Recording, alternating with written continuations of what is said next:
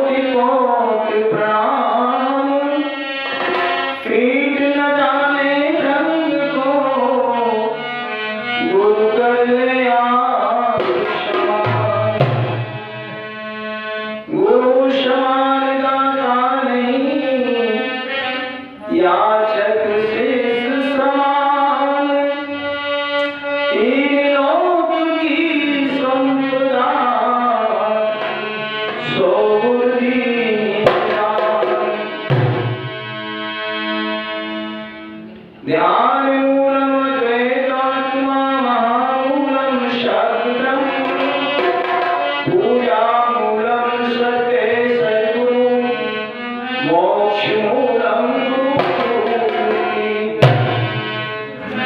भक्ति मूलम संत सत्संग, शांति मूलम सत्याग। विचार मूलम राम भक्ति, लक्ष्य मूलम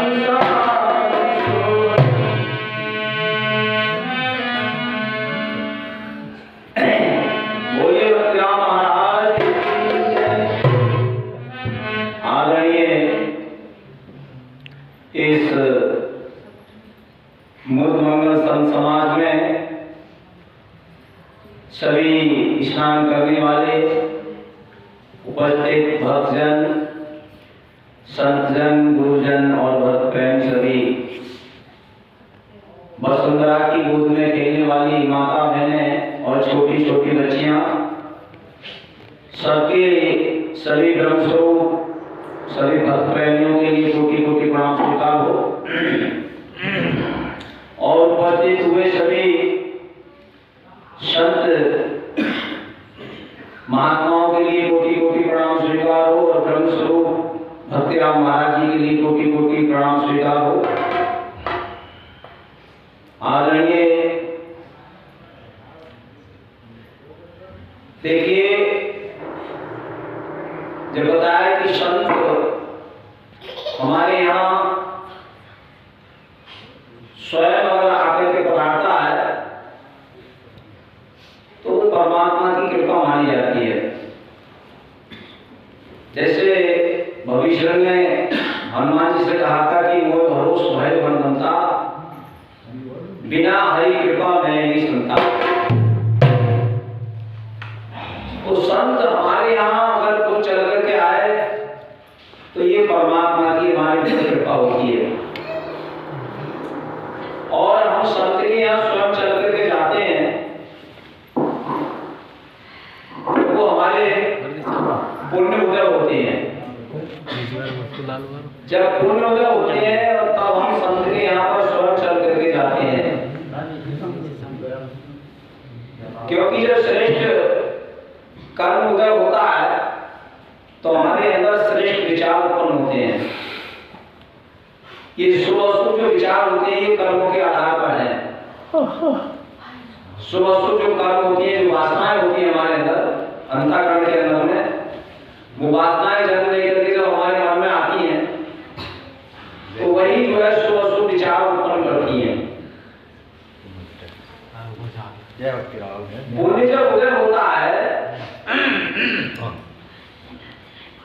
तभी हम संत के यहाँ पर चल करके जाते हैं। बिना हरि की कृपा के भी संत नहीं मिलते। जब हरि की कृपा होती है तभी संत मिलते हैं। और जब हमारे पुण्य उदय होते हैं तभी हम जो है संतों की तरफ जाते हैं। क्योंकि बताया है कि तुलसी पिछले पाप से हरि चर्चा न सुहाए। जैसे ज्वर के जोश में भूख विदा हो जाए, जब हमारे अंदर पाप आ जाते हैं तो फिर भगवान की कथा है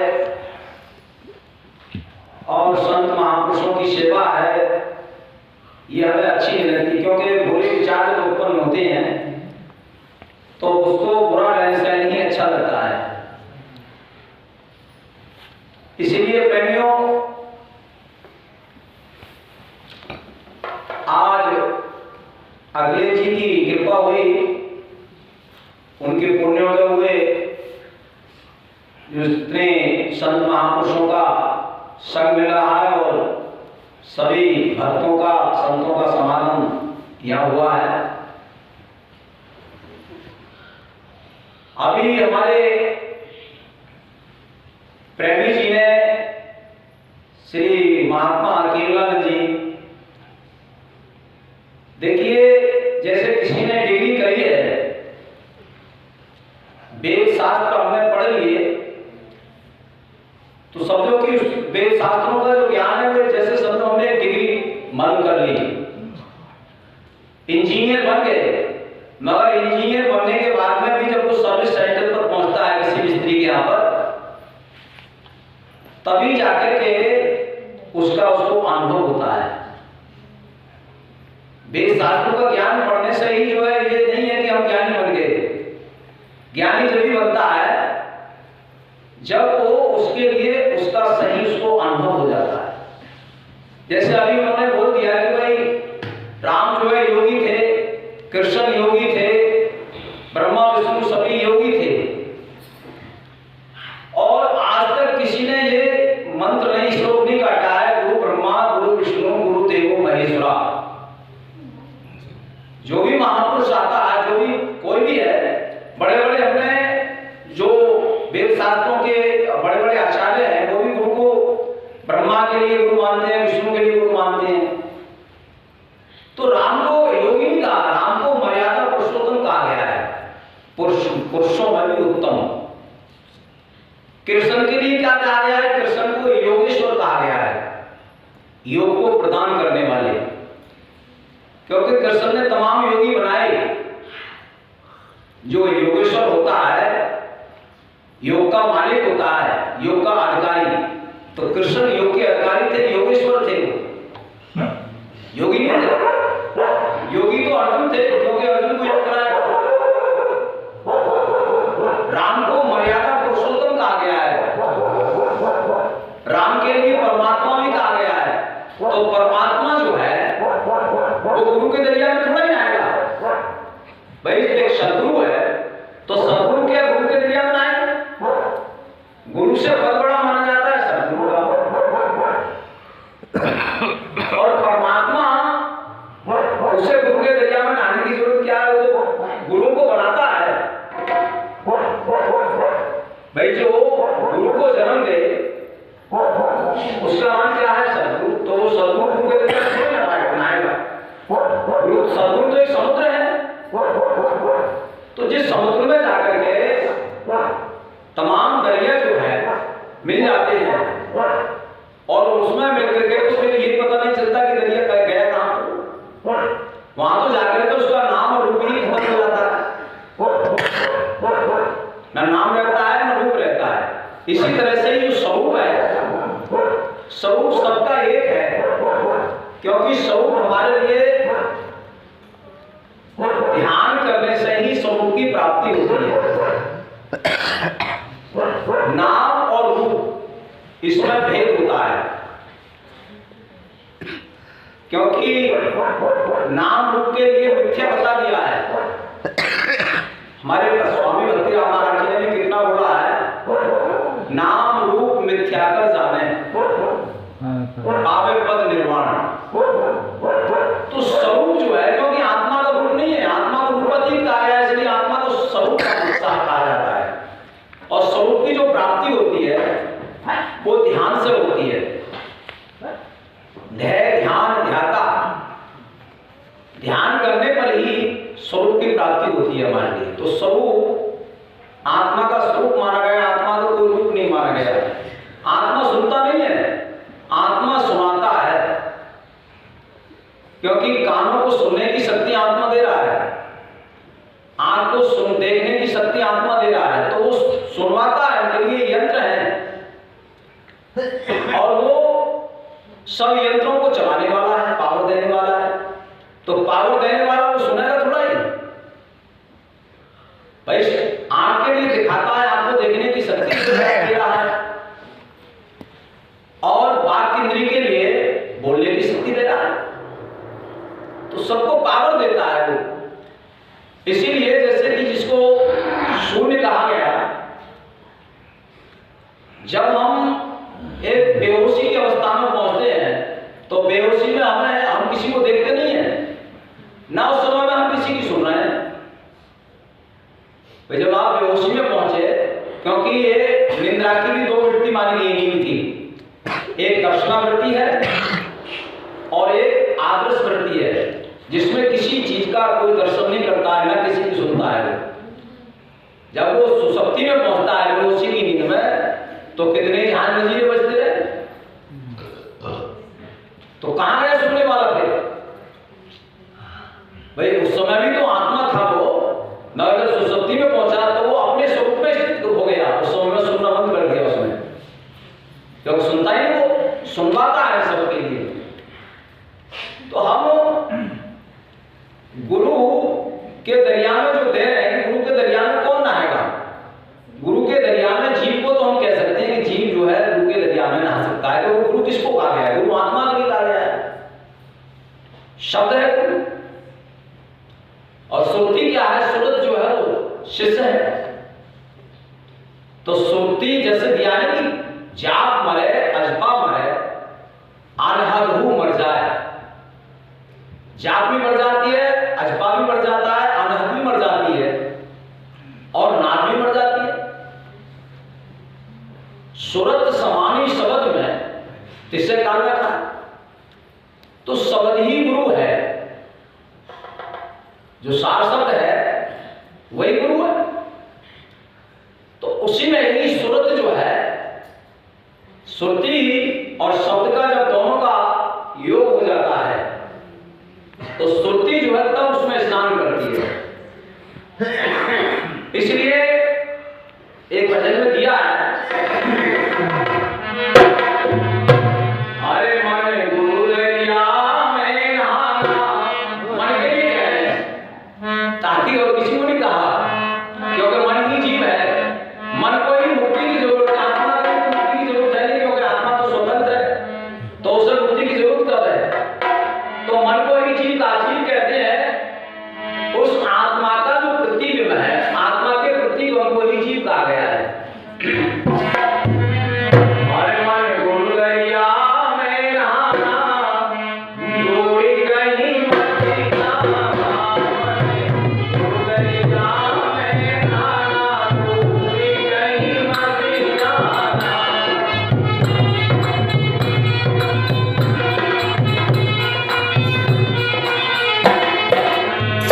कहीं मत जाना और कहीं मत जाना।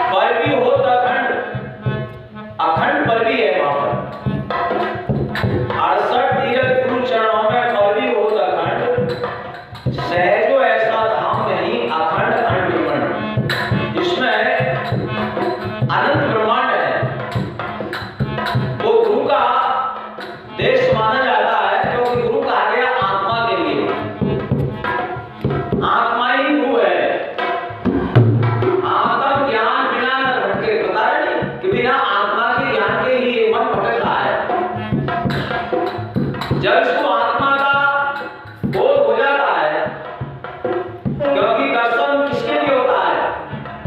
भाई जब ये सुसुप्ति में पहुंचता है तो स्वयं अपने स्वरूप में पहुंच जाता है, अदर्शन हो जाता है। वहां पर ये स्वयं की स्थिति में होता है, किसी की बात को नहीं सुनता है, ना किसी को देखता है, ना बोलता है उस समय में। क्योंकि दिव्य दृष्टि जो मानी गई है इस मन की ही मानी गई है।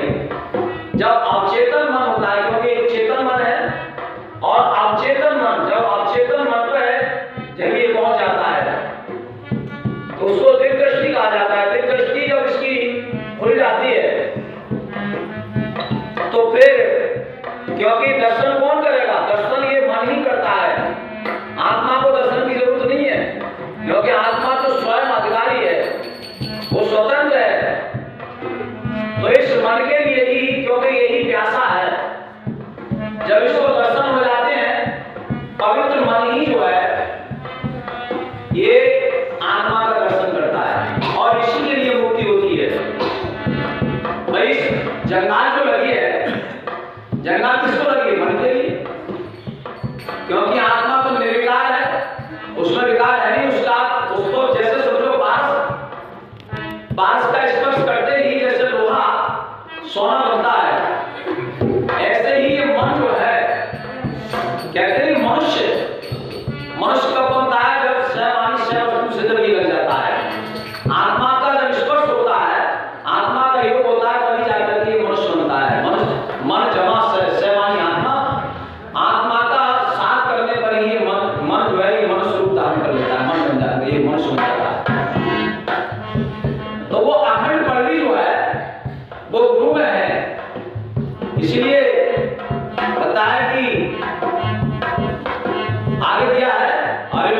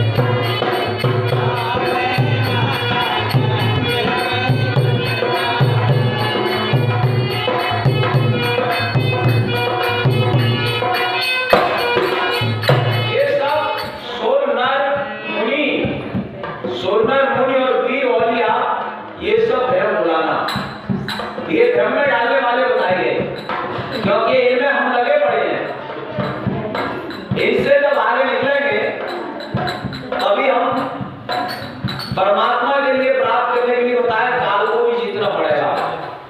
काल को जीत लेगा तभी ये जो है कालातीत होगा। तो परमात्मा कालातीत है, इसलिए इसको काल जीतना पड़ेगा। तो काल को भी ये बिना आत्मज्ञान के नहीं जीत पाता है, बिना अध्यापन जो ब्रह्म विद्या है। ब्रह्म विद्या ये ब्रह्म में ही आरोपित है। जैसे आपने शिपी देखी होगी, शिपी के अंदर चांदी आरोपित होती है, ऐसी वो ब्रह्म विद्या उस ब्रह्म में ही आरोपित है। तो वही जो है ब्रह्म को प्रकाशित करती है। ब्रह्म को जो प्रकाशित करेगी वो ब्रह्म विद्या है, और वही जो है आपको काल से आगे का रास्ता बताएगी, क्योंकि वो ब्रह्म का ही मार्ग बताएगी। तो ये जो बताया कि सोना खून और पी और ये सब ब्रह्म बताना, ये सब ब्रह्म में डालने वाले हैं, इसलिए बता रहे हैं।